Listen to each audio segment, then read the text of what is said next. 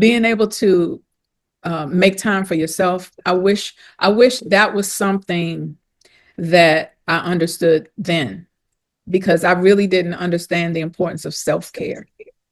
When I became a single parent, I threw everything that I had into making sure that my kids were provided for. I made those sacrifices, and I think I did a pretty good job, but I did not include loving on me in the equation, and I should have.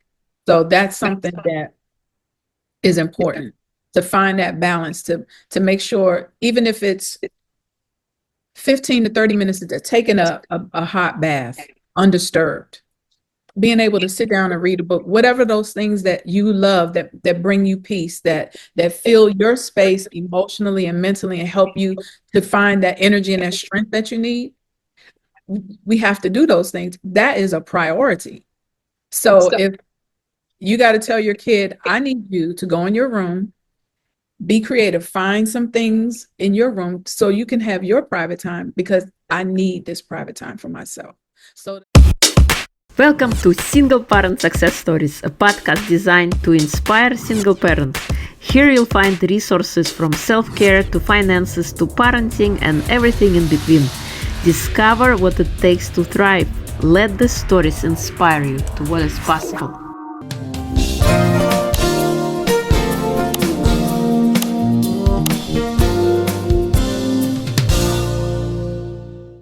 Before we start the next conversation, I want to invite you to check out my amazing book, The Gift Inside, a powerful guide for healing your body, mind, and soul. Reclaim your strengths and awaken your true potential. Whether you are navigating heartbreak or simply seeking deeper fulfillment, this book offers the tools to turn your struggles into triumphs. It is time to unlock the gift within you. Available now on Amazon, or you can check it out on my website www.irinashehovtsov.com. Welcome to Single Parent Success Stories. Today we have a special guest, Lori Thomasson. She is a writer, author, and creative communicator based in Atlanta, Georgia. Passion for storytelling began in childhood and led her to earn a BFA in creative writing from Full Sail University, overcoming significant challenges, including a late diagnosis of PTSD and anxiety. She self-published 2 books, co-founded empowerment programs, and created workshops to inspire others through creativity and words. Most recently, she founded Dreamers Awakening Inc., a nonprofit organization dedicated to helping others fulfill their purpose, though she considers her greatest achievement to be raising her 3 children.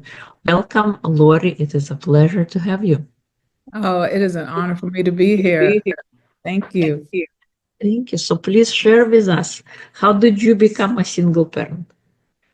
Oh, well, I got married in my early 20s, and I was married for about 4 years. And in that time, I had 2 children. And during my separation, we got back together briefly, and I got pregnant again. But a year later, we wound up separating and divorcing. And so I was a single mom to a 1, 3, and 4-year-old children. Oh. What were the challenges you faced during your time as a single parent? Oh my God, you name it. Lack of money was one of the major things. I was depressed. I actually suffered a nervous breakdown during the separation, well, during the divorce.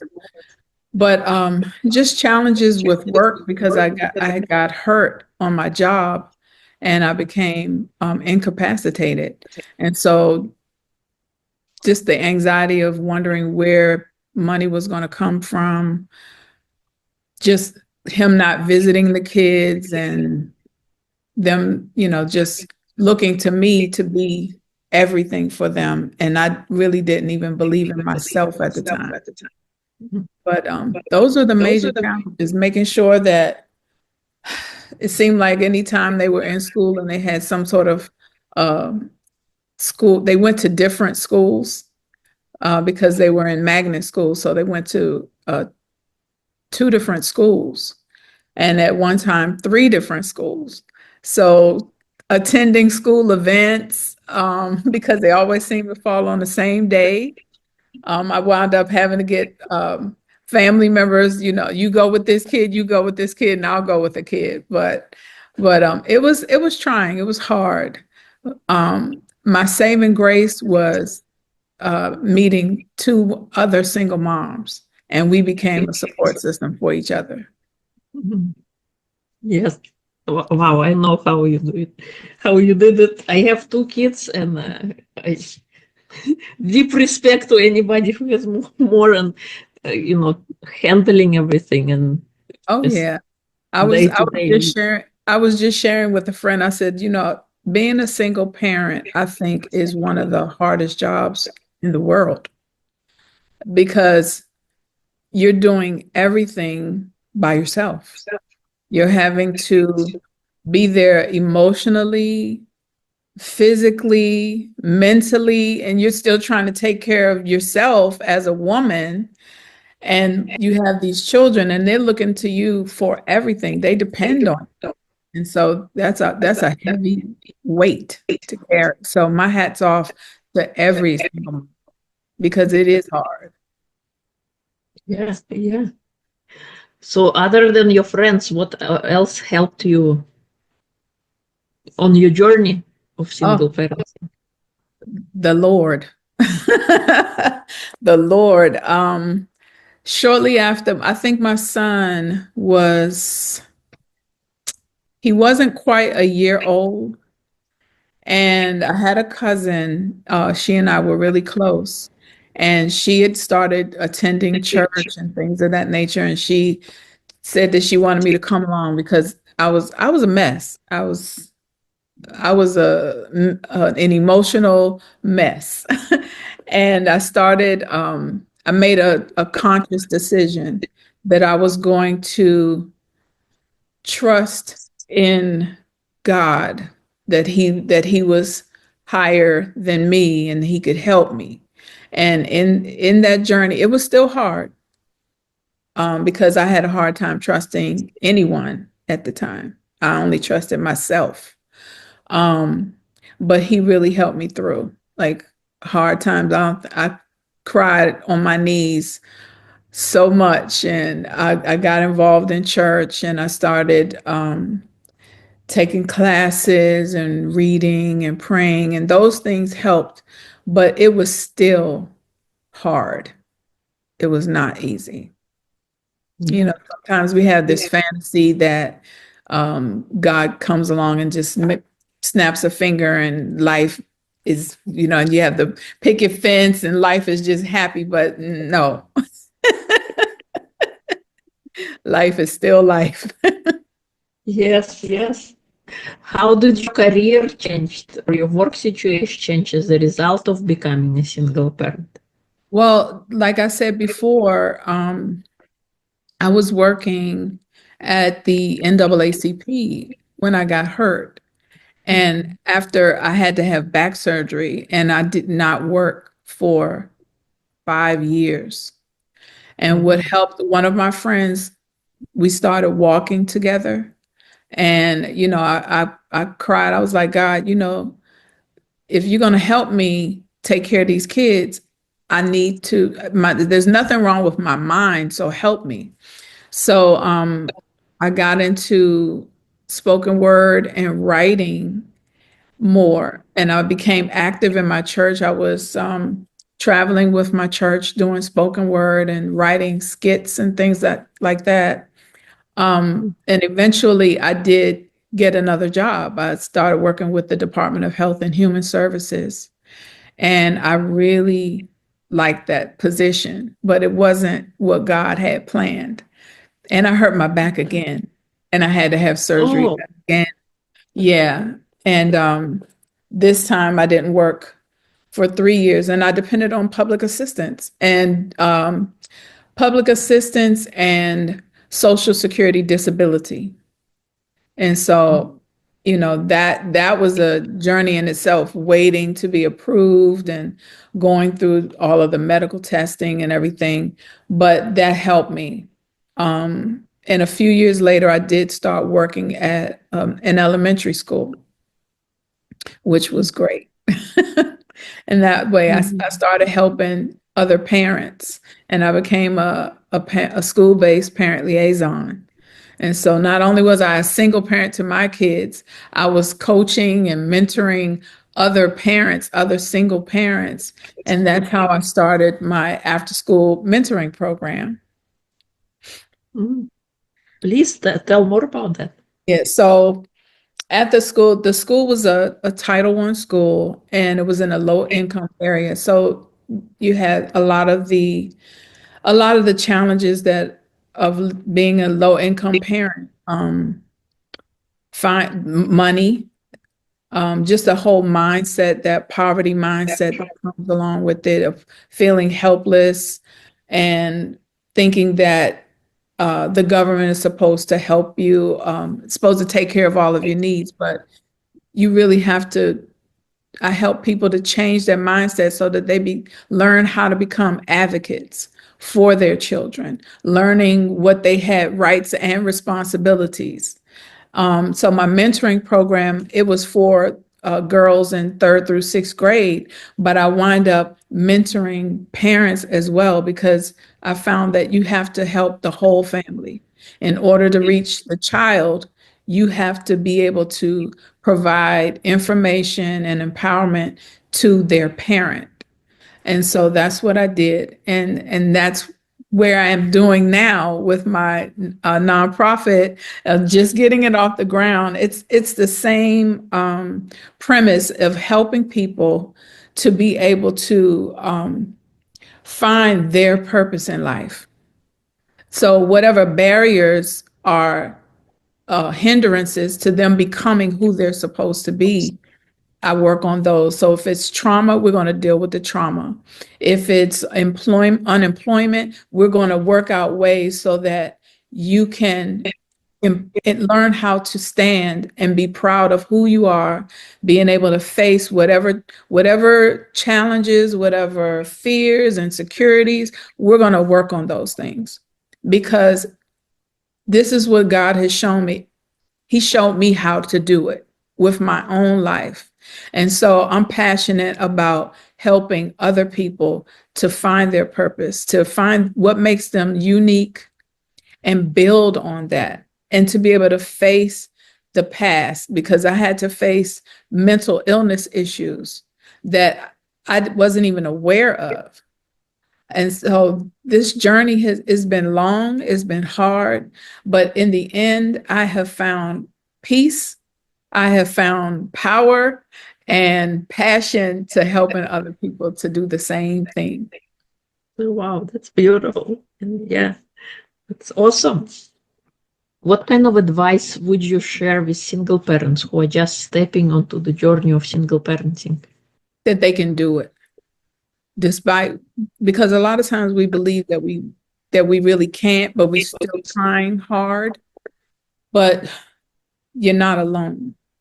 And so find a tribe, find some people that can come alongside you and walk with you and be a support, whether it's single parents, other single parents, that you can help one another.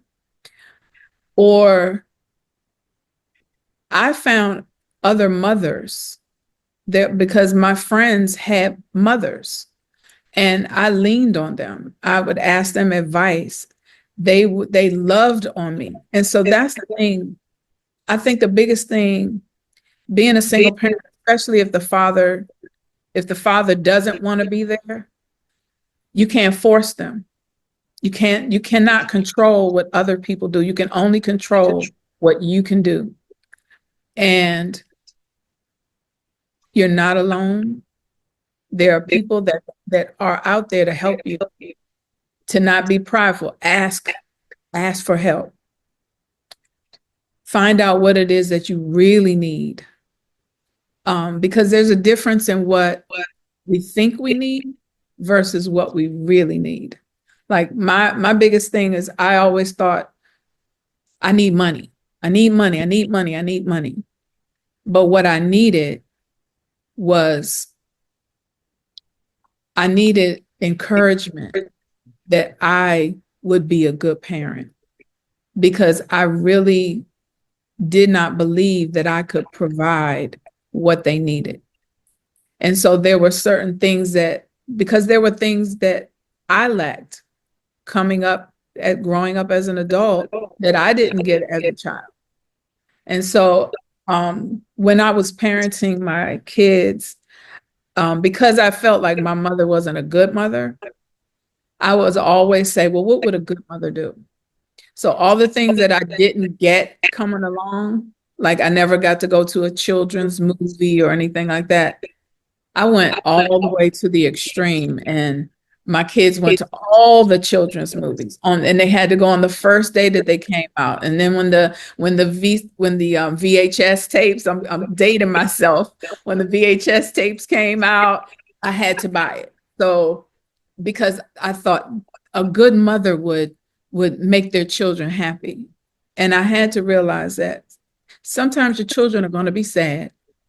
Sometimes your children are not going to like you because you have to set boundaries and discipline them in place. I parented a lot in fear based on some of the things that happened to me as a kid. So my advice is you cannot parent in fear. And we see that a lot. Parents are so afraid that their kids are going to break or something's going to happen to them that they become helicopter parents, and they don't allow their children to be able to work out situations or to suffer. Like there's suffering in this world. Kids are going to go through hard times. But if we're there to support them, and if they get to see us go through hard times and how we do it, that's going to teach them. Like I was afraid to let my kids see me cry. So whenever I was depressed or whenever I was stressed out about money or how I'm going to pay a bill or something, I would go in my room. And I should not have done that. It's okay for your children um, to see you cry, but let them see how you work through and how you process so that they'll learn how to process the things that they go through, because they're going to go through stuff in school with their peers, with their teachers, wherever they are. It doesn't mean that as a single parent, we have to allow them to see everything because they're kids. We want to protect their spirit. We don't want to inundate them with our depression because then they'll feel like they have to fix us. I was reading a book a while back called Healing the Child Within. And one of the things he said is the needs that every human being needs. Well, if adults did not get some of those needs fulfilled, children will unconsciously try to fill their parents' needs. So we see sometimes children seeming like they're parenting their parent. Well, that develops a type of trauma in that child. But as single parents, working on our mental health is key because we're going to go through some things mentally and emotionally that sometimes married parents or people that are co-parenting well, they don't go through. Because it was really hard for a single parent to try to take one paycheck and provide for multiple kids. Like I had three, and I know there are some single parents that have more than that. If you have one child, that's a lot. It's expensive. Yeah. Especially if you have a son and they like to eat, they grow and their shoes start, they're not no longer in children's shoes, they're in adult shoes. Yeah. So I My mean kids. there's a lot, but just finding a support system is key. Yeah, yeah, you're so right. And also, about mental health, because you're right, we are always operating in all of our areas, emotional and physical and spiritual, and all at the same time. all at the same time while taking care of Yeah, the because kids. when you're a single parent, you're working, you have the stresses of your job, and then you have to come home and go right into your second job. And it's a never-ending job. I used to come home from work and I would sit in my car for a few minutes before I went in the house because I had to mentally prepare. Because as soon as I walked through the door, especially in the younger years, the first thing I wanted to do was go to the bathroom. And I wasn't going to have private time because they all would come in with me to show me what they did in school or to talk about something that happened. And you're trying to think about, oh my God, what am I going to cook for dinner? They're trying to show me what they've done. They might have gotten into a fight before I got home, and they would want to tell me about that. So I mean, it's a lot coming at you at one time, and then in addition to all the other stuff that's on your mind. Yes. So being able to make time for yourself. I wish that was something that I understood then because I really didn't understand the importance of self-care. When I became a single parent, I threw everything that I had into making sure that my kids were provided for. I made those sacrifices and I think I did a pretty good job, but I did not include loving on me in the equation, and I should have. So that's something that is important to find that balance to make sure, even if it's 15 to 30 minutes a day, taking a hot bath undisturbed. Um, Being able to sit down and read a book, whatever those things that you love that bring you peace, that fill your space emotionally and mentally and help you to find that energy and that strength that you need, we have to do those things. That is a priority. So if you got to tell your kid, I need you to go in your room, be creative, find some things in your room so you can have your private time because I need this private time for myself so that I can be a better mommy. And it's important because I see some what I did. I made all these sacrifices with expectations that my kids were going to just appreciate me. They were gonna come and bring me cards and just hugs and stuff. No, they want more. Whatever you're doing, give me more. Kids are selfish like that, but they're kids. It's not personal. They just Parents are going to be unappreciated. And we cannot take that personally or try to manipulate our kids so that they'll feel sorry or guilt them into obedience. That's not gonna help. It just makes things worse. And I've done it all. And then my youngest, he told me one time, I was saying something, he was like, you're trying to manipulate me. And I'm like, I didn't even know that's what I was doing. So they're smart, they can see. And so I appreciate them. I love them. They're my friends now.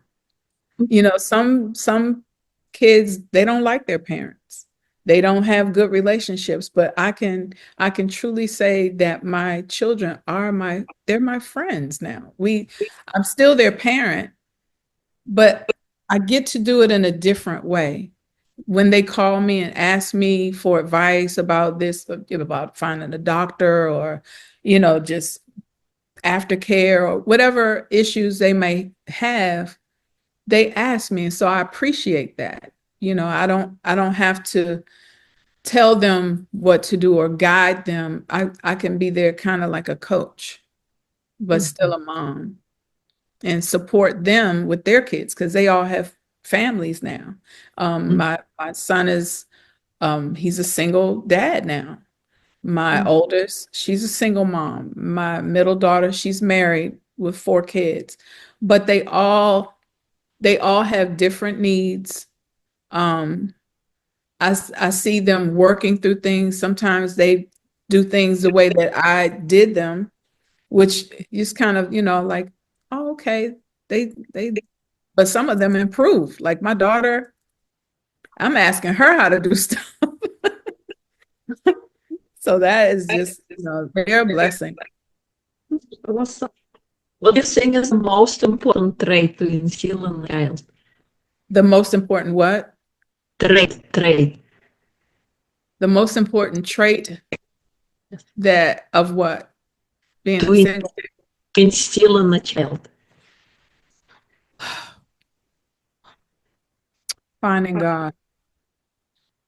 Finding God. Recently, we got together and we played this game. There's a game that I found on social media, and it stimulates conversation. And so one of the cards said, "What is the most important thing that your parent taught you?" And my son said, "The best thing that your parent did for you." And my son said, "Raising us up as Christians." And I was like, "Wow, really?" Because they saw, like I said, being a single parent is hard. I mean, living life, if you don't have kids, it's hard.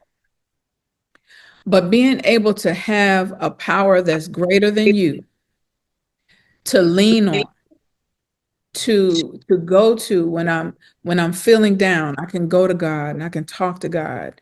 When I'm stressed out, when I'm angry, whatever I'm going through, when something is hard or I'm unsure about what's going to happen for the future, I have that dependency on God. So that's the biggest trait that I found. A lot of people don't believe in God, but I do.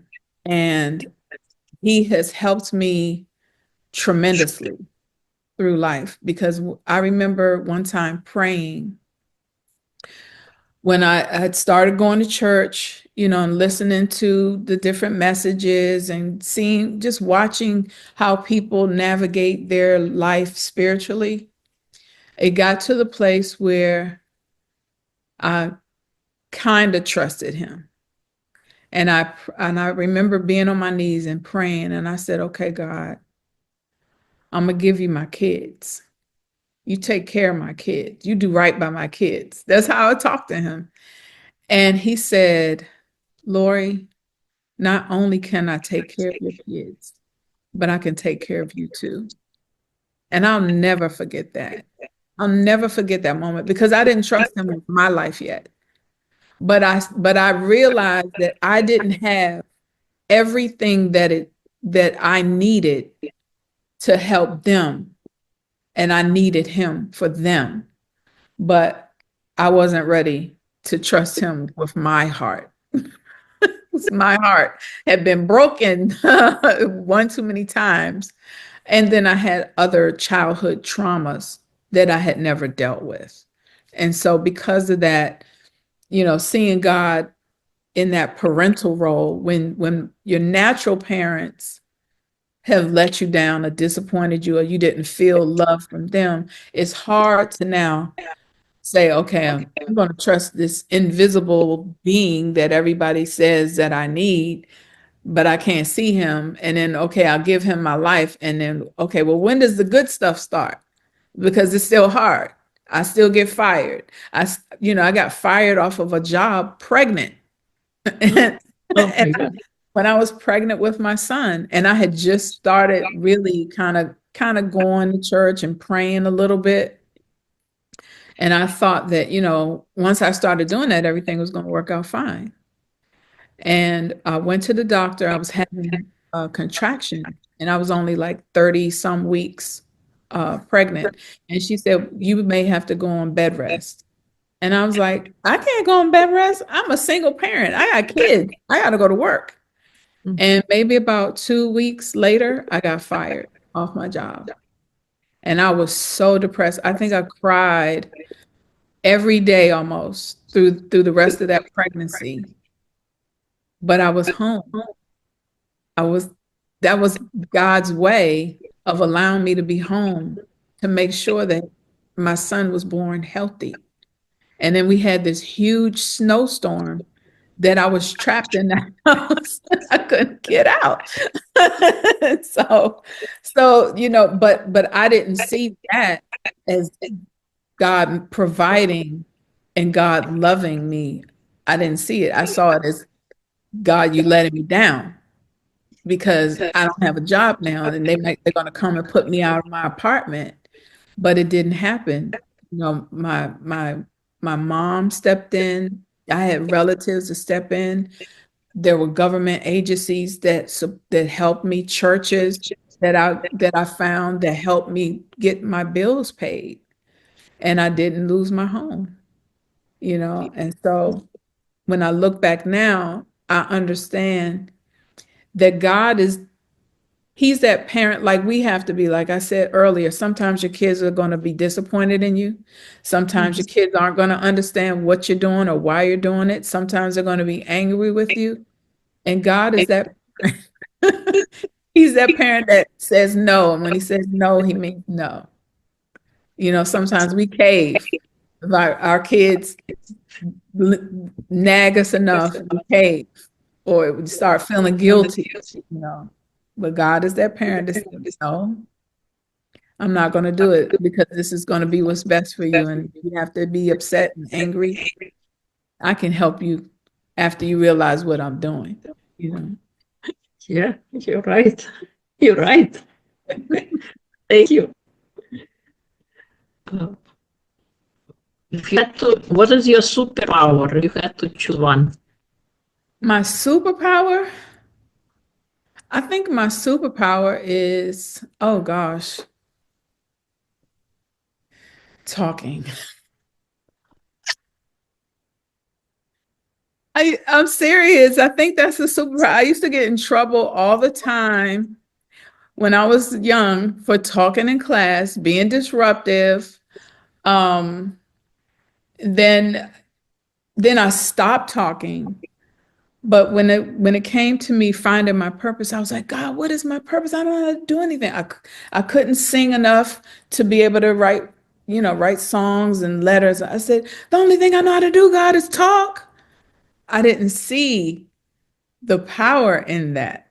I didn't see that I had gone through some things. I have the ability to communicate. It's not just talking, it's communicate, to inspire someone else. So that's a superpower. Awesome. I love it. Thank you.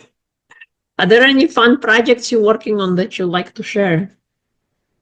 Yes. Tomorrow, my family and I are getting together and we are making Christmas cards and bath bombs to give as gifts to our to one another, to teachers, friends. So that's going to be fun. So we're baking cookies. And my children are participating too, even though my youngest daughter said, Mom, this is your thing. You came up with this. This is your thing. So I still love family. I value family. These are the first people that get to be taught, that you get to learn from, that you get to know. And it's always good to have people in your house that like you, that love you, that you love. And so that's a fun project. And then once I get off the phone get off this podcast, I'm going to work out. And then I have a board meeting to work on our 2025 initiatives with Dreamers Awakening. That's my nonprofit. Awesome. Thank you. Thank you so much. If people would like to connect with you, learn more about you, where would they go? I am on Facebook. at Lori F. Thomasson, Lori, middle initial F, Thomasson. I'm also on Instagram, the same name. I am Lori F. Thomasson.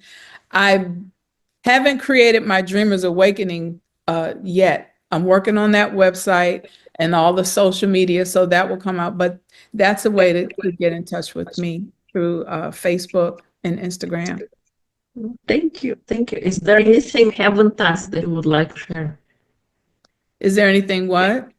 I have not asked that you would like to share. No, I think you have covered it all. And what you didn't ask, I probably just said. But I'm gonna tell you, Irina, I am really honored that you have this space, that you've created space for single parents, so that we can share our successes and hopes to help someone else that's struggling or maybe feel alone, like how am I going to do this? So I thank you for creating that platform.